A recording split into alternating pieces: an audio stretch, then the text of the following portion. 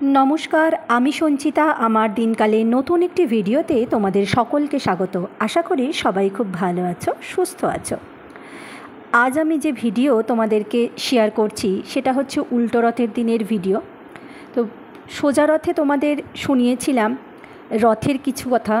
उल्टो रथे भेबेছিলাম रथ टानाई तोमादेर साथे शेयर करब, किन्तु एत मिउजिक बाजछिलो जे बाध्य हये भয়েস ओभार दिते हलो। ताई मने हलो तोमादेर साथे एकटू शेयर करी जे प्रत्येकेई तो आमरा जगन्नाथ देवेर एकनिष्ठ भक्त।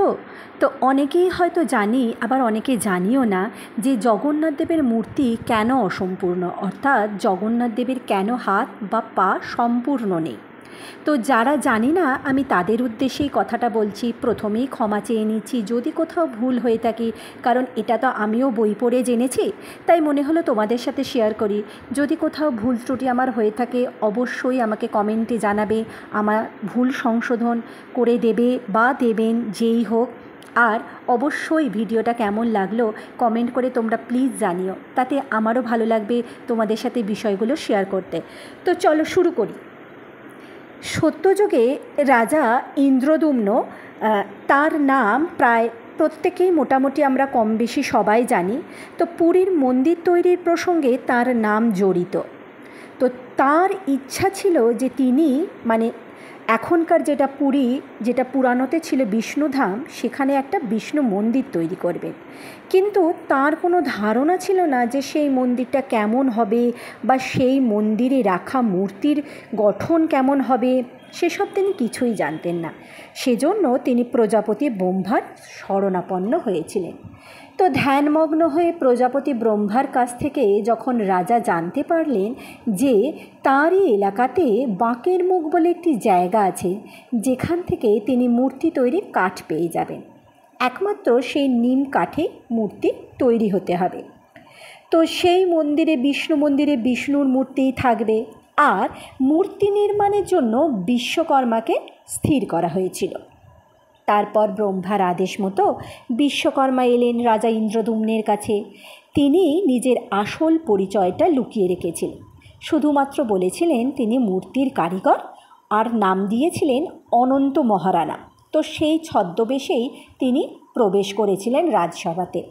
কিন্তু বিশ্বকর্মা একটা শর্ত দিয়েছিলেন যে তিনি মূর্তি নিখুঁতভাবে তৈরি করে দেবেন, তবে নিজেকে একটা ঘরে বন্ধ রেখে কাজ করবেন। মূর্তি শেষ না হওয়া পর্যন্ত সেই ঘর কেউ খুলতে পারবে না। তো মূর্তি নির্মাণের কাজ শুরু হয়ে গেল, আর বিশ্বকর্মাও মূর্তি নির্মাণ করবেন বলে দরজা বন্ধ করে দিলেন। কিন্তু রাজা ইন্দ্রদুম্নের মনে শুধু প্রশ্ন দেখা দিতে লাগলো যে কেমন মূর্তি হচ্ছে বা কতটা হচ্ছে, সেটা দেখার জন্য তিনি আর ধৈর্য ধরে রাখতে পারলেন না। তিনি শেষে একদিন ধৈর্য ধরে না রাখতে পেরে খুলে দিলেন মূর্তি নির্মাণের ঘর। কিন্তু দরজা খুলতেই দেখলেন যে নির্মাণ ঘরে সমস্ত আওয়াজ বন্ধ, কোনো আওয়াজই হচ্ছে না, মূর্তি নির্মাণের কোনো ঠিকঠাক আওয়াজ নেই, সেখানে কেউ নেই। একজন কারিগরকেও তিনি সেখানে দেখতে পেলেন না। এরপর রাজা দেখলেন যে জগন্নাথ দেবের মূর্তি তখন অর্ধ সমাপ্ত, অর্থাৎ শুধুমাত্র হাতের অংশটুকু একটু হয়েছে, আর পা তো শুরুই হয়নি। তো মূর্তির এরকম হাত আর পায়ের অর্ধ সমাপ্ত রূপ দেখে তিনি খুবই দুঃখ পেলেন। তখন মনে মনে তার কৃতকর্মের জন্য তিনি ভীষণ দুঃখ পেলেন যে সত্যিই তিনি হয়তো কাজটা না করতে পারতেন। বিশ্বকর্মার শর্তে রাজা না মানায় রুষ্ট হয়ে ভগবান বিশ্বকর্মা মূর্তি নির্মাণ মাঝপথে রেখে চলে গিয়েছিলেন। তো বিষ্ণুর জগন্নাথ দেব অবতারকে, কারণ বিষ্ণুরই অবতার তো মনে করা হয় জগন্নাথ দেব, তো সেই অবতারকে পরবর্তীকালে ব্রহ্মা ভগবান ব্রহ্মা পুজো করার পরামর্শ দিয়েছিলেন রাজাকে। তখন বিষ্ণু স্বয়ং খুশি হয়ে গিয়ে সেই মূর্তির আদলে থেকে গেলেন। তারপর থেকেই জগন্নাথ দেবের সেই রূপকেই পূজা করা হয় পুরীর মন্দিরে। তো এই হচ্ছে জগন্নাথ দেবের হাত আর পায়ের অসমাপ্ত রূপের কাহিনী। কেমন লাগলো অবশ্যই তোমরা জানিও। আবার দেখা হবে পরবর্তী ব্লগে। আজ তবে আসি।